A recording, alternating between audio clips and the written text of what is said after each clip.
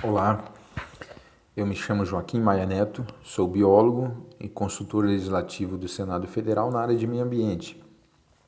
E hoje vou falar sobre o último boletim legislativo publicado pela Consultoria Legislativa, que é de minha autoria, boletim legislativo número 95 de junho, cujo título é Contribuições do Poder Legislativo no combate à poluição causada por plástico.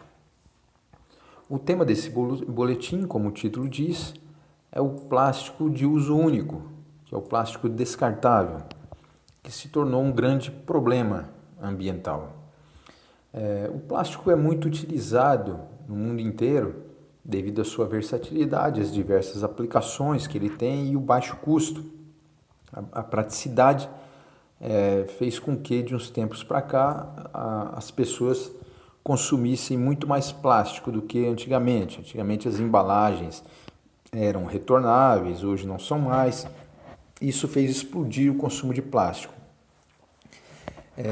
E agora na pandemia nós tivemos o problema agravado, principalmente pela necessidade das pessoas de permanecer em casa e cresceu demais o consumo de alimentos por meio de delivery, aplicativos de delivery.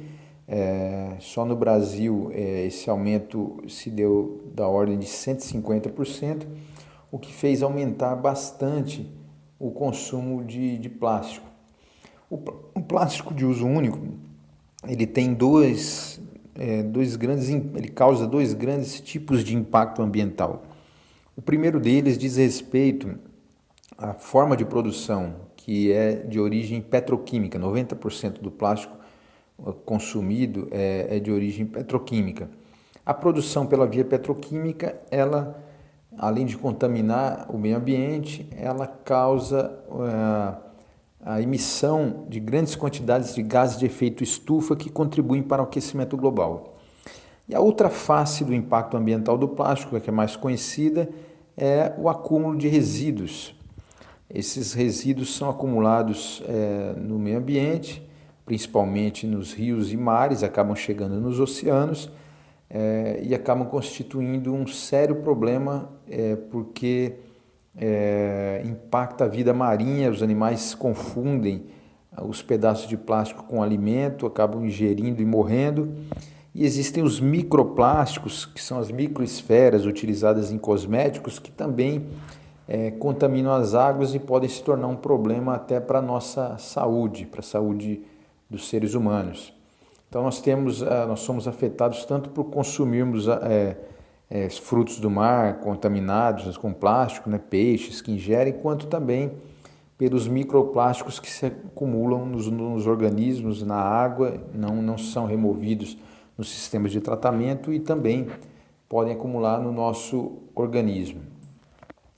É necessário, portanto, uma transição desse modelo de produção e consumo de plástico. E como essa transição pode ser feita? Já existem alternativas para embalagens e outros utensílios. Além do papel, que é muito utilizado em embalagens e que é um produto biodegradável, existem polímeros plásticos, tanto sintéticos como naturais, que são biodegradáveis. Então, por exemplo, o poliácido lático, que é um polímero sintético produzido a partir de fermentação de amido.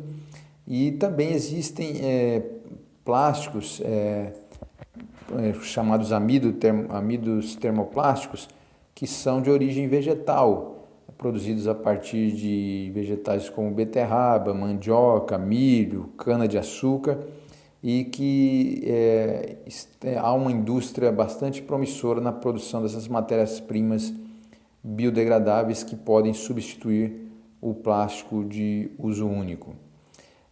Não podemos confundir o plástico biodegradável de origem vegetal com essas sacolas plásticas chamadas oxidegradáveis, que na verdade não há comprovação do benefício desse tipo de material para o meio ambiente. O material oxidegradável ele simplesmente se fragmenta rapidamente, mas não se biodegrada. Então você substitui uma poluição visível por uma poluição não visível, mas a contaminação permanece na natureza. No Congresso Nacional existem 62 projetos na Câmara e 7 no Senado que visam a banir ou restringir o uso de plástico. A maior parte é voltado para sacolas plásticas, mas há projetos também direcionados a canudos e outros direcionados a utensílios para manipulação e acondicionamento de alimentos prontos. Esses projetos de lei ainda não foram aprovados porque estão enfrentando uma certa resistência, principalmente da indústria. A indústria exerce um lobby forte no mundo inteiro contra o avanço na legislação de restrição ou de banimento de uso do plástico. Contudo, é necessário que nós avancemos nessa linha de banir ou restringir plástico de uso único, porque nós temos uma política nacional de resíduos sólidos que estabelece como prioridade a não geração de resíduos, seguida da redução, da reutilização e só depois da reciclagem, que a reciclagem ela é um processo importante, mas ela, no caso do plástico, ela não resolve o problema, porque o plástico vai perdendo qualidade a cada ciclo de reciclagem. E a taxa de reciclagem do plástico é muito pequena, 1,2% do que é produzido de plástico no Brasil só é reciclado. O Brasil é o quarto maior produtor de plástico do mundo, então é uma realidade muito diferente da questão do alumínio, por exemplo, que mais de 95% é reciclado.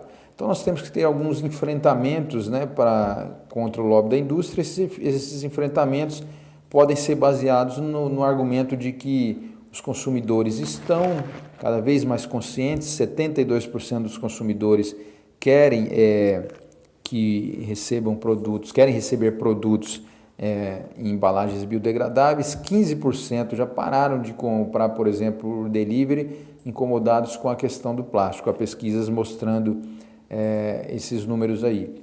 Outra frente que nós podemos, que nós discutimos aí no trabalho, é no sentido de explorar o impacto do plástico mesmo. Até 2050 nós teremos mais plásticos nos oceanos do que peixes, e isso é uma informação que sensibiliza o consumidor. No que diz respeito a dificuldades técnicas para a transição tecnológica para o plástico biodegradável, nós podemos solucionar o problema estabelecendo regras de transição. Um dos projetos que estão em tramitação no Senado, o projeto de lei do Senado 92 de 2018, estabelece um cronograma de 10 anos para a substituição do plástico do plástico não biodegradável, de origem petroquímica, pelo plástico biodegradável. Essa transição seria feita, então, exigindo um aumento crescente no percentual de matéria-prima biodegradável, para se chegar ao final de 10 anos, como propõe o projeto, a 100% de todo o plástico sendo biodegradável, tanto em sacolas quanto em utensílios e canudos. Então, há a possibilidade de superar esses entraves, inclusive isso viabilizaria uma escala maior para a produção de matéria-prima biodegradável, que faria baixar o custo, que hoje ainda é mais alto do que o custo do plástico não sustentável, vamos dizer assim. O mundo inteiro vem atuando nesse sentido. Vários países e a União Europeia já têm legislações que regulamentam, restringem bastante e até banem o uso de plástico. A União Europeia, por exemplo, aprovou uma diretiva em 2019, que entrou em vigor agora em junho, praticamente banindo quase que a totalidade dos plásticos de uso único não biodegradáveis. Esse exemplo vem sendo seguido em várias partes do mundo, legislações subnacionais, vários condados, cidades dos Estados Unidos já proibiram materiais como poliestireno, que nós chamamos aqui de isopor. Existem vários estados em outros países, na Índia, por exemplo, banindo sacolas plásticas, canudos. A China já anunciou um plano para banir plásticos descartáveis até 2025.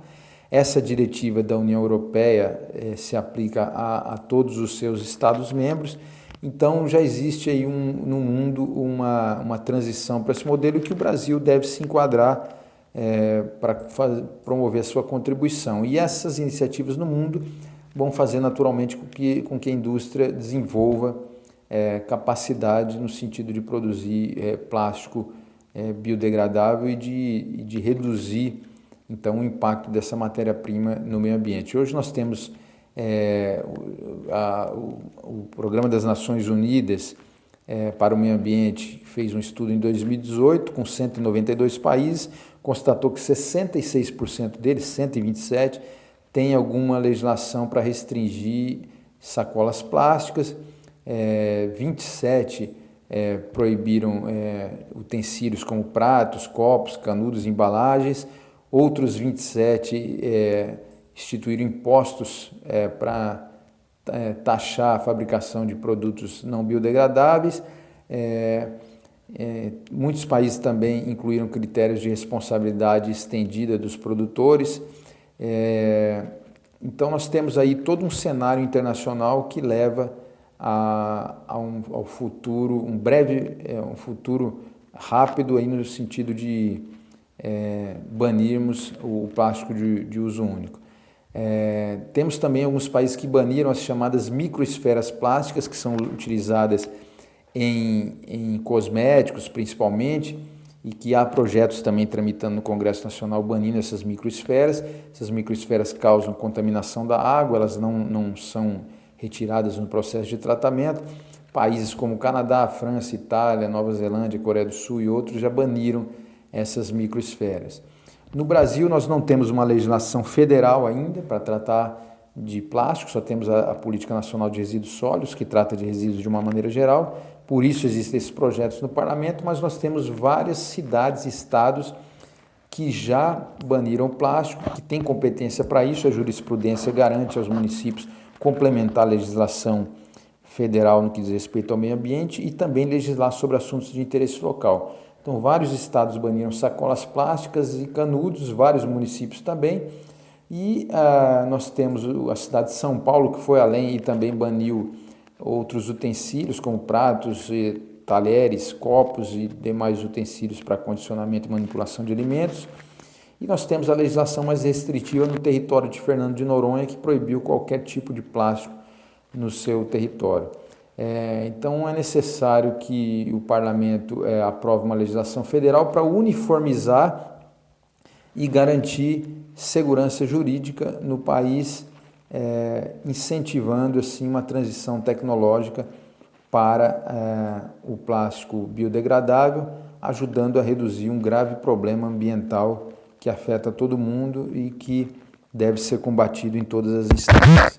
Muito obrigado.